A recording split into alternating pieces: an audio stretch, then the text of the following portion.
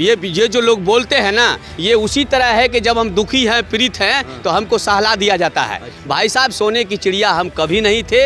ये सब इतिहास का झूठ है। और हम ये भी जानते हैं कि मंदिर के नाम पे बात करना और चुपचाप जाके सेटिंग कर लेना, इसलिए ये नहीं चलेगा। आप राहुल जो मोहब्बत की दुकान की बात करते हो, क्या फीकी पकवान है? तुम्हारे पार्टी कार्यालय में अगर मेरे जैसा 32 साल और 36 साल का व्यक्ति तुम्हारे पार्टी कार्यालय का आज तक दर्शन नहीं किया है, तो तुमको डूब के मर जाना चाहिए। ये तुम्हारी फेल्योरिटी है। देश का शोषित वंचित दलित समाज की बेटा को इस देश का प्राइम मिनिस्टर बनाओ, तुम्हारा जिंदगी भर का शासन रहेगा। तक हम समाज के सबसे अंतिम पायदान के व्यक्ति को सत्ता में नहीं लाएंगे, तब तक ये इसका कोई रास्ता नहीं निकलेगा।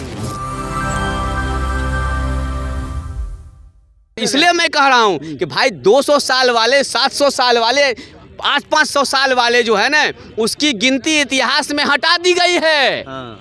इतिहास के पन्नों से ऐसे लोगों को निकाल के फेंक दिया गया जो 700 साल राज किया था। एक महापुरुष का हाथ था। नहीं, आज के देश में, अभी के देश में कौन? इसलिए मैं कह रहा हूँ कि अगर आपको भी लगता है, घमंड है कि ये 10 साल जो, ये तो पल है। भारत के इतिहास के जो पन्ने का ये पल है, एक पल है, एक लाइन भी नहीं है, एक पल है, एक शब्द के अगला शब्द भी नहीं है। एक पल है। इस पल में घबराने की जरूरत नहीं है। जनता मालिक है। नहीं, कुछ दिक्कत नहीं है। नहीं, तराहीमाम है, जो भी है सब है। भारत की जनता, हमारे देश के संविधान में इतना पावर है कि उस तमाम चीज़ों को हम लोग निपट लेंगे और डेमोक्रेटिक तरीके से निपटेंगे, वोट की ताकत से निकलेंगे। बाबा साहब के संविधान को लेके निपटेंगे। सत्यपाल मलिक का नाम सुना है आपने? गवर्नर थे कश्मीर। बिल्कुल जानते हैं, बिल्कुल जानते हैं। कह दिया है हाँ, कि अगर इस बार मोदी जीत गया, इस लाइन में जोड़िएगा कि दूसरा लाइन में जोड़िएगा, पहले बताइए। चूँकि तार जोड़ने में आप लोग माहिर हैं, ना समझे? ई कोठी का धान उ कोठी में मत कीजिएगा। ऐसा नहीं कि सतपाल मलिक आप पूछ के दूसरा मलिक डाल दीजिएगा। हाँ, बोलिए। क्योंकि वहाँ और मलिक है, सत्यपाल मलिक। हाँ, कि अगर शब्बीर मलिक भी है, पता है ना? हाँ जी। कि अगर सरकार बन गई, फिर से मोदी प्रधानमंत्री बन गए, तो आने वाले चुनाव में जो डेमोक्रेटिक जिसका आप जिक्र कर रहे हैं, जिसका आप हवाला दे रहे हैं, जिसकी ताकत की बात कर रहे हैं, वो नहीं रहेगा। देखिए बंधु, मैं बता दूं, हम लोग भारत के आम नागरिक हैं और जो हमारे जनता है ना, वो ईमानदार वाले लोग हैं। हम लोग वो नहीं हैं कि जिसके दल में रहे तो चुप्पी मार दिए और दल से बाहर निकल गए तो पूरा व्याख्यान करने लगे। मेरा कहना है कि आज के डेट में बहुत लोगों का चाल, चरित्र और चेहरा संदिग्ध है। ऐसे लोगों पर हम ध्यान नहीं देते हैं। जब वो पुलवामा की बात कर रहे थे तो उस समय वो राज्यपाल थे। उस समय उनको निकल के कहने में क्या दिक्कत था? हमारा 40 से 50 शहीद तो बच जाता, हमारा शहीद तो मरने से बच जाता।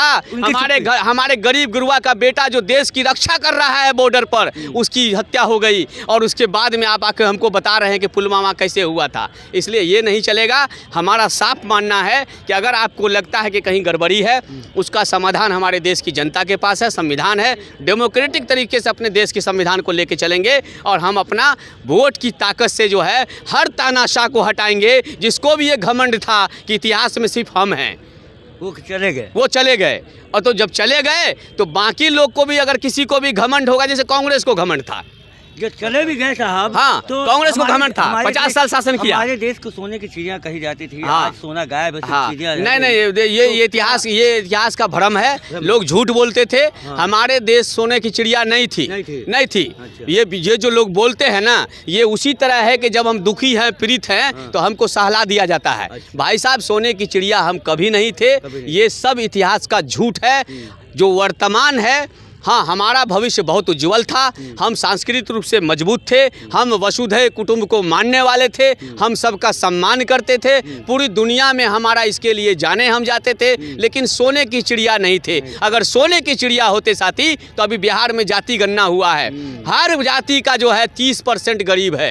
हर जाति का जो है हजार लोग भीख मांग रहा है। ये बिहार सरकार का डेटा बोल रहा है। तो सोने की चिड़िया तो बिल्कुल कल भी नहीं थे, हम आज भी नहीं हैं। अच्छा, न्याय यात्रा जो शुरू हुई है, क्या उसमें जो बिहार के मुसलमान होंगे, बिहार से भी गुजरेगी, क्या बिहार के मुसलमान न्याय यात्रा को सपोर्ट करेंगे? हम भारत के नागरिक हैं, हम भारत के नागरिक हैं। हर उस यात्रा का समर्थन होगा जो मोहब्बत की बात करेगा। हिंदू मुसलमान कह के, हिंदू मुसलमान कह के हम उसको नहीं देखते हैं बंधु। इसलिए कि मैं बार बार कहता हूँ कि बहुत हो गया हिंदू मुसलमान, और ये सब दुकान हम लोग जानते हैं। मुसलमान के नाम पर ठेकेदारी करना और चुपचाप मंत्री जी और भाजपा वाले कोना में जाके सेटिंग कर लेना, ये पीपल जानते हैं। और हम ये भी जानते हैं कि मंदिर के नाम पे बात करना और चुपचाप जाके सेटिंग कर लेना, इसलिए ये नहीं चलेगा। आप राहुल जो मोहब्बत की दुकान की बात करते हो, क्या फीकी पकवान है सिर्फ? हम ये नहीं कह रहे हैं। देखिए, वो फीकी पकवान है कि कितना ऊंचा मकान है, हम इतना जानते हैं कि काठ की हांडी दोबारा नहीं चलेगी। तुमने गलती किया है। तुमको 14 में कहा गया था कि इस देश को, अगर कांग्रेस पार्टी को अगर आगे बढ़ना है तो इस देश के दबे कुचले समाज को हिस्सेदारी देनी होगी, उसको भारत की गद्दी देनी होगी। हमने राहुल गांधी को जाके कहा था उसके पार्टी कार्यालय में कि तुम्हारे पार्टी कार्यालय में अगर मेरे जैसा 32 साल और 36 साल का व्यक्ति तुम्हारे पार्टी कार्यालय का आज तक दर्शन नहीं किया है तो तुमको डूब के मर जाना चाहिए। ये तुम्हारी फेल्योरिटी है। जिसके पास कार्यकर्ता नहीं है वो यात्रा क्या करेगा? ये मैंने जाके उसके पार्टी कार्यालय में उसके टेबल पे कहा था। क्या इस देश का दलित का बेटा, इस देश का शोषित का बेटा, इस देश के वंचित के बेटा को उन्होंने कहा? उसने माना? नहीं माना।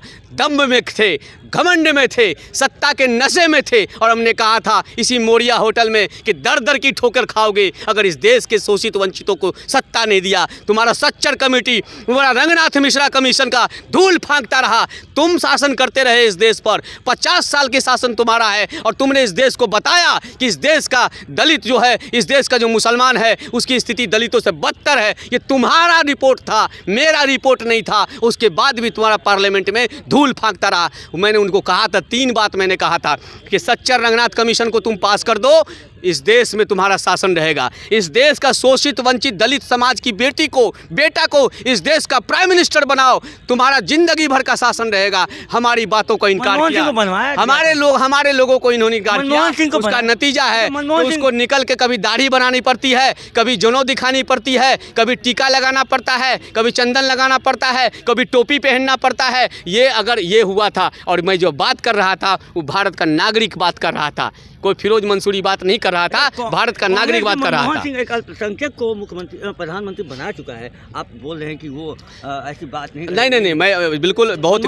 नहीं, बिल्कुल उसमें कोई शक नहीं है। उन्होंने बहुत एक काबिल आदमी को बनाया, एक अच्छे अर्थशास्त्री को बनाया, उसमें मेरा कोई परहेज नहीं है। हमारे देश के बहुत ही डिजर्विंग आदमी को उन्होंने बनाया, मेरा वो नहीं कहना है। मेरा उनका कहना, देखिए ये देश सबका है ना, ये देश सबका है ना, ये देश के सबके, जब तक हम समाज के सबसे अंतिम पैदान के व्यक्ति को सत्ता में नहीं लाएंगे तब तक ये इसका कोई रास्ता नहीं निकलेगा, है ना। इसलिए मैंने उनको कहा था कि आपके पास, आपकी पार्टी में इस देश का बहुत ही शोषित वंचित समाज का लोग है, आप उसको हिस्सेदारी दीजिए। और ये जो आप मठाधीश बना के चारों बगल रखे हुए हैं, ये देश की जनता आपको बदल देगी। तो न्याय यात्रा से पहले ही जिस तरीके से यहाँ पे जनता के बीच में, जो न्याय के बीच में चर्चा चल रहा है, वो आपने सुना। और आप देख रहे हैं आर्य न्यूज़, मैं कुंदन, धन्यवाद।